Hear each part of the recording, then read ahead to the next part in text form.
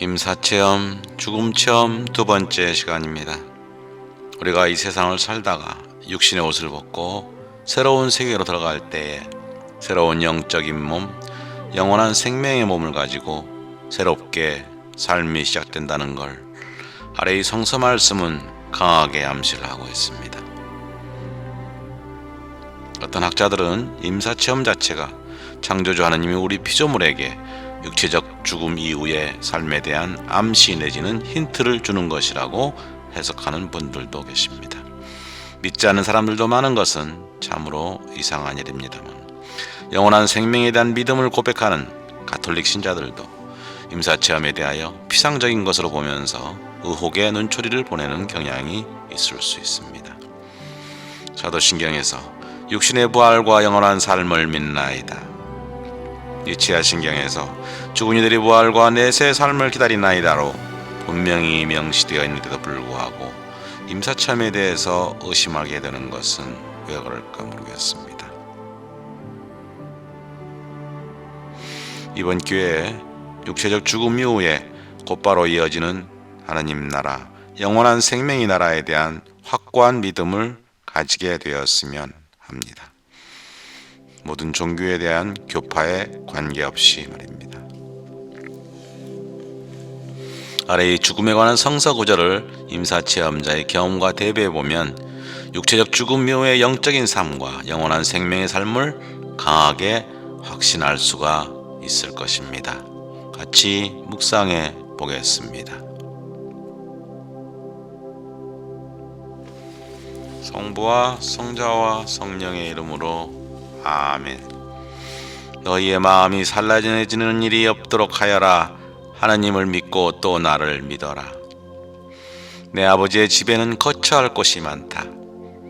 그렇지 않으면 내가 너희를 위하여 자리를 마련하러 간다고 말하였겠느냐. 내가 가서 너희를 위하여 자리를 마련하면 다시 와서 너희를 데려다가 내가 있는 곳에 너희도 같이 있게 하겠다. 너희는 내가 어디로 가는지 그 길을 알고 있다. 그러자 토마스가 예수님께 말하였다. 주님, 저희는 주님께서 어디로 가시는지 알지도 못하는데 어떻게 그 길을 알 수 있겠습니까? 예수님께서 그에게 말씀하셨다. 나는 길이요 진리요 생명이다. 나를 통하지 않고서는 아무도 아버지께 갈 수가 없다.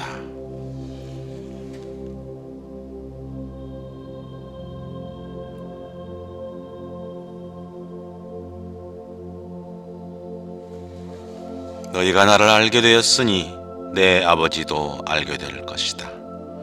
이제부터 너희는 그분을 아는 것이고 또 그분을 이미 뵌 것이다. 요한복음 14장. 고린도전서 15장의 말씀. 곧 그리스도께서는 성경 말씀대로 우리의 죄 때문에 돌아가시고 묻히셨으며 성서 말씀대로 사흘날에 되살아나시어 케파에게, 사도 베드로에게, 또 이어서 12사도들에게 나타나셨습니다. 그 다음에는 한 번에 500명이 넘는 형제들에게도 나타나셨는데 그 가운데 더러는 이미 세상을 떠났지만 대부분은 아직도 살아있습니다. 500명이 넘는 형제들에게 그리스도께서 부활하신 후 나타나셨습니다. 맨 마지막으로는 칠삭둥이 같은 나에게도 나타나셨습니다.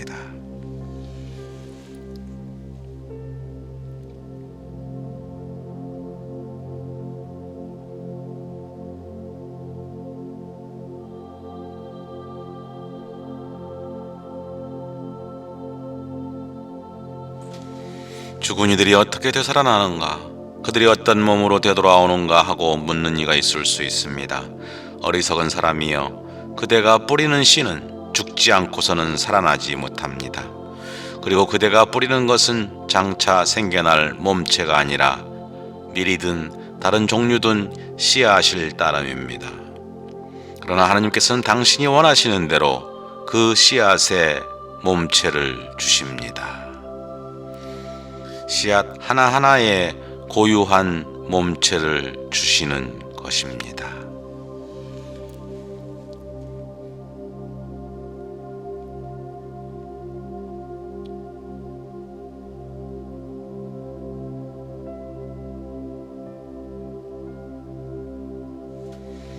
육체라고 다 같은 육체가 아닙니다. 사람의 육체가 다르고 집짐승의 육체가 다르고 날짐승의 육체가 다르고 물고기의 육체가 다릅니다.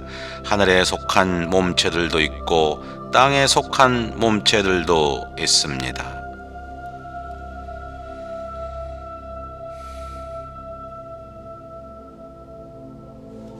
그러나 하늘에 속한 몸체들의 광채가 다르고 땅에 속한 몸체들의 광채가 다릅니다. 해의 광채가 다르고 달의 광채가 다르고 별들의 광채가 다릅니다. 별들은 또 그 광채로 서로 구별이 됩니다. 죽은 이들의 부활도 이와 같습니다.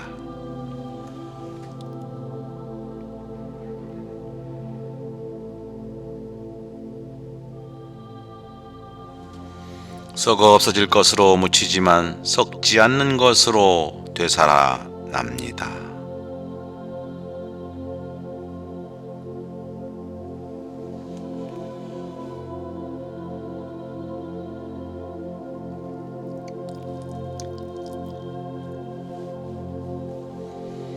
비천한 것으로 묻히지만 영광스러운 것으로 되살아납니다.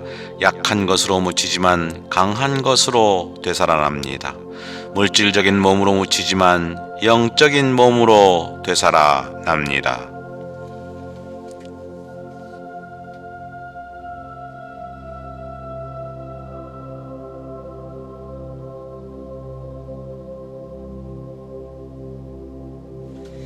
물질적인 몸이 있으면 영적인 몸도 있습니다. 성경에도 이렇게 기록되어 있습니다. 첫 인간 아담이 생명체가 되었다. 마지막 아담은 생명을 주는 영이 되셨습니다.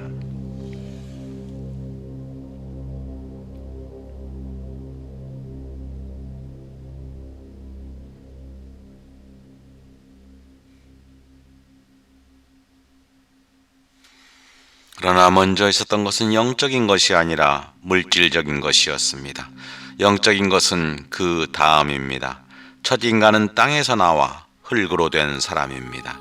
둘째 인간은 하늘에서 왔습니다. 흙으로 된 그 사람이 그러하면 흙으로 된 다른 사람들도 마찬가지입니다. 하늘에 속한 그분께서 그러하시면 하늘에 속한 다른 사람들도 마찬가지입니다.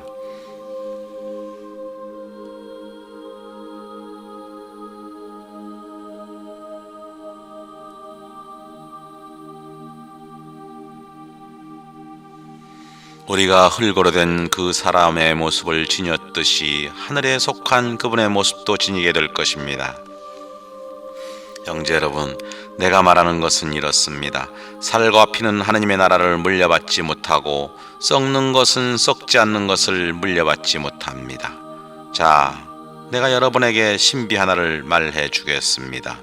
우리는 모두 죽지 않고 다 변화할 것입니다.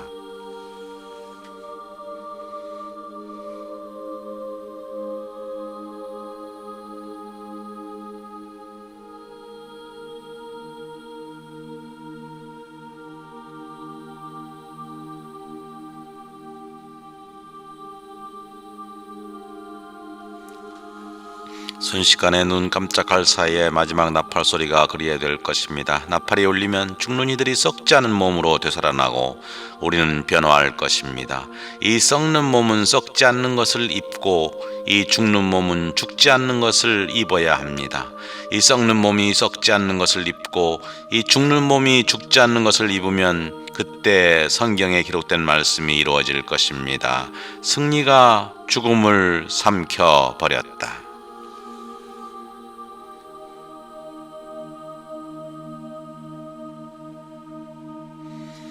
죽음아, 너희 승리가 어디 있느냐? 죽음아, 너희 독침이 어디 있느냐? 죽음의 독침은 죄이며 죄의 힘은 율법입니다. 우리 주 예수 그리스도를 통하여 우리에게 승리를 주시는 하나님께 감사를 드립시다. 그러므로 사랑하는 형제 여러분, 굳게 서서 흔들리지 말고 언제나 주님의 일을 더욱 많이 하십시오. 여러분의 노고가 헛되지 않음을 여러분은 잘 알고 있습니다.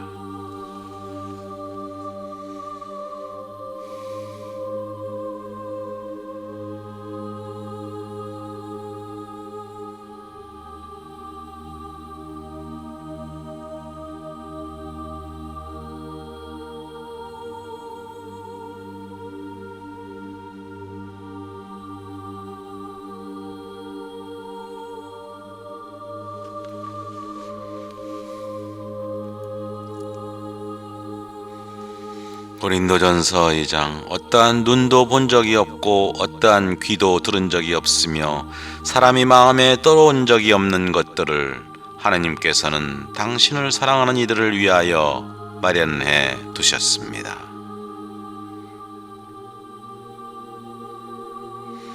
하느님께서는 성령을 통하여 그것들을 바로 우리에게 계시해 주셨습니다.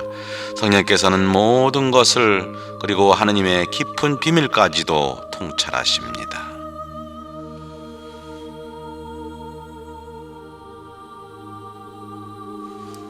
고린도전서 13장 우리가 지금은 거울에 비친 모습처럼 어렴풋이 보이지만 그때는 얼굴과 얼굴을 마주 볼 것입니다.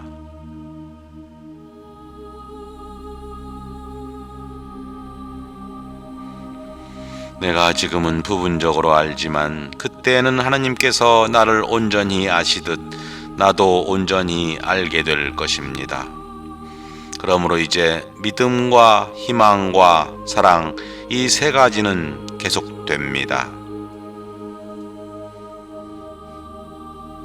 그 가운데에서 으뜸은 사랑입니다.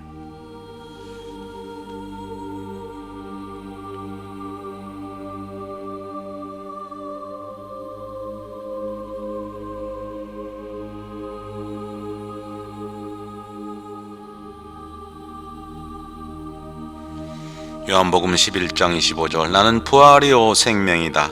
나를 믿는 사람은 죽더라도 살고 또 살아서 나를 믿는 사람은 영원히 죽지 않을 것이다. 너는 이것을 믿느냐?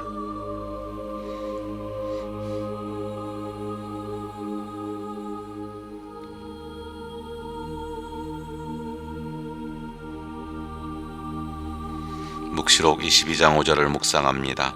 그 천사는 또 수정처럼 빛나는 생명수의 강을 나에게 보여주었습니다. 그 강은 하느님과 어린 양의 어좌에서 나와 도성의 거리 한가운데를 흐르고 있었습니다. 강 이쪽 저쪽에는 12번 열매를 맺는 생명나무가 있어서 다달이 열매를 내놓습니다.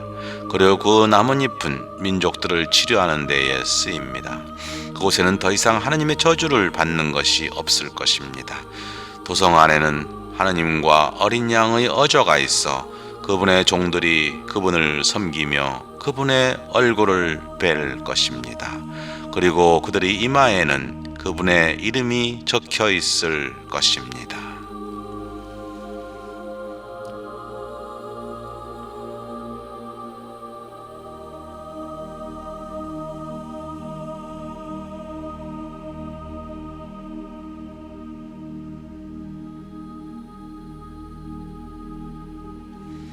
다시는 밤이 없고 등불도 햇빛도 필요 없습니다.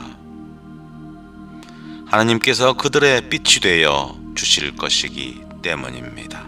그들은 영원 무궁토록 다스릴 것입니다.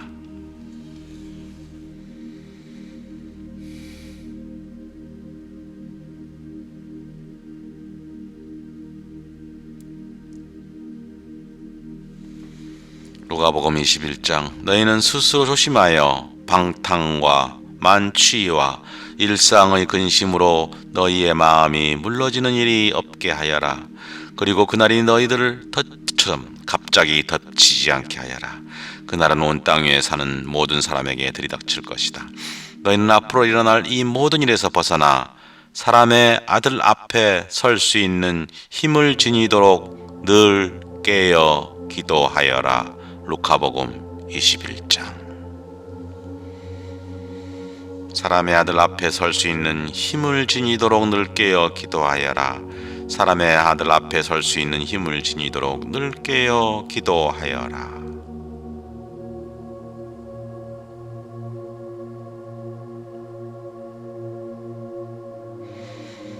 우리 주 예수 그리스도의 사랑과 평화와 풍요와 번영이 여기에 계시는 형제자매님들과 그 가정에 풍성하게 내리시를 기도합니다.